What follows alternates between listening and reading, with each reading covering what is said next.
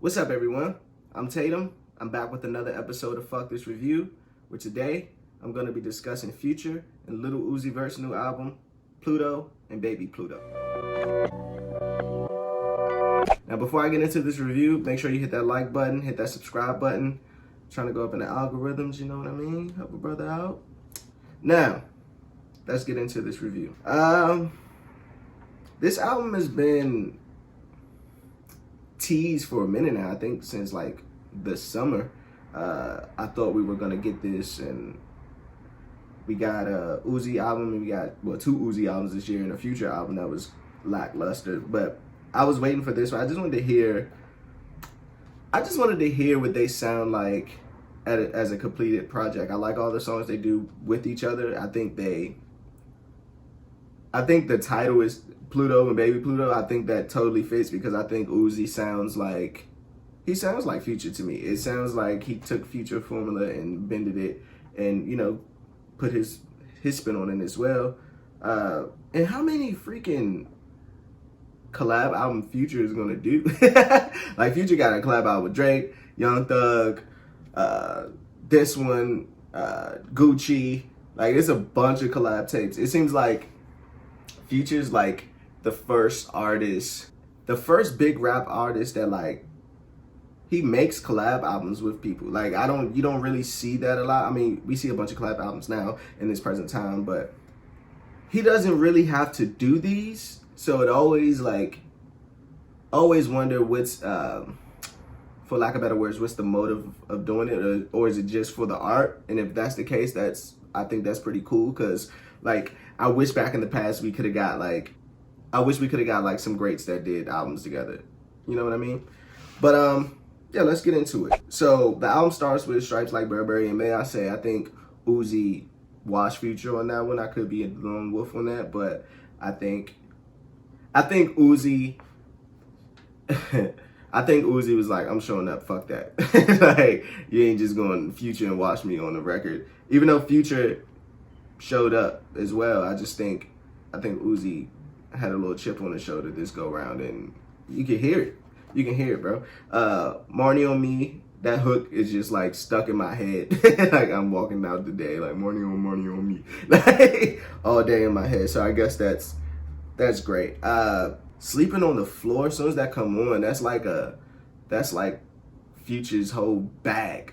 Like, songs like that Future could just go the fuck off on. Like, it's just tailor-made for Future, you know what I mean? And one thing I also noticed with this is that the album sounds fun. It doesn't sound like it was forced. You know how, like, I was talking to a friend and I was saying, I think they have better chemistry than Drake and Future.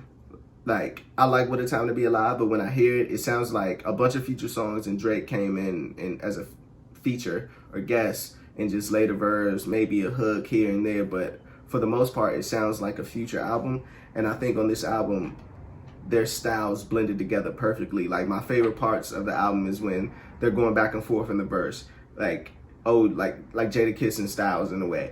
I mean, they're not Jadakiss and Styles, but still, like, just the camaraderie they have. I think they sound good, like, in the pocket together. It, like, on songs like That's It, like, the way they come in and out is just, I think it's dope. Like, I think they complement each other really well.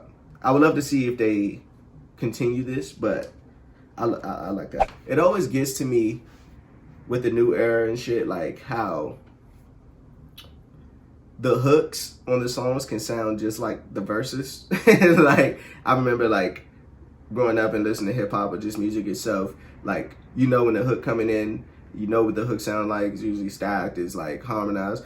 Now I don't know when the hook comes in unless they bring it back again. And I was like, oh, I guess that's the hook. I thought that was just Future's verse, but I guess that was the hook. These rappers be fucking really heartbroken, bro. Like, if you listen to what's the fuck is the joint? I think it's Lullaby. It's like Lil Uzi's solo song, and his solo song is better than Future's to me. But this nigga said something like, he fucked your friends and your enemies too. I was like, God damn, this nigga is like heartless. And then like, and it was like, but I got my heart broken. I was like, God damn, how does that even equate? I think with a lot of times with like Future and Uzi, like the songs would be one topic, and then I just be wondering how the fuck you got that out of that. Funny part is one of my favorite songs, random, one of my favorite songs on the album, I think, I just did this. So they just released a deluxe to this album a couple days later, like after the release. So I'm glad I kind of waited to do this review. But one of the songs on TikTok, the song's called TikTok. And Lil Uzi goes the fuck off. Like, and I'm like, why the fuck wasn't this on the fucking regular album? Like, I don't get it. I don't get the deluxe thing. I'm kind of tired of the deluxe thing. Like, especially dropping it 3 days after, it kind of doesn't make sense. You could have just added it on there. But that TikTok song, I think fucking Uzi went the fuck off. Like, just crazy.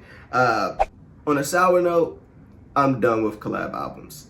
Like, I'm kind of collab album out. I know that sounds like a contradiction from what I said. Like, I know they sound good together, but I'm tired of the collab album, bro. Like, it's kind of overbearing at this point. I mean, it's good to see people who make good albums together, but come on, bro, it becomes like too much. And sometimes artists can be like friends with each other, but that don't mean y'all sound good with each other all the time, like for a full-length album. Another sour feeling I have about this album is that it's just too fucking long, bro. It's like 16 songs, and then you drop 6 more songs in a deluxe 3 days later. It's like, I said this before, but I can only deal with so much like trap music. Like, I can only listen to maybe 9-10 songs. That's it. But this album is 16 songs plus the new 6 songs. 2 of those we heard already in July. But it's too much. Like, for it to not change and not, like, you could have made this album shuffle.